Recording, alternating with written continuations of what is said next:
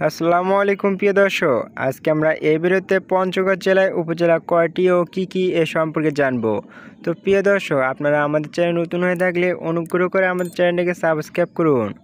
পঞ্চগড় জেলায় উপজেলা কয়টি ও কি? পঞ্চগড় জেলায় সাধারণত 5টি উপজেলা রয়েছে। এগুলো হলো এক আটোয়ারী উপজেলা, 2 তেঁতুলিয়া উপজেলা, 3 দেবীগঞ্জ উপজেলা, 4 পঞ্চগড় সদর উপজেলা, 5 বোদা উপজেলা। প্রিয় দর্শক, এই ছিল 5টি উপজেলার নাম। আপনারা অন্য সকল জেলা উপজেলা কয়টি ও কি এ সম্পর্কে জানতে ডিসক্রিপশন বক্স চেক করুন, সেখানে প্রতিটি ভিডিও লিঙ্ক আকারে দেওয়া রয়েছে।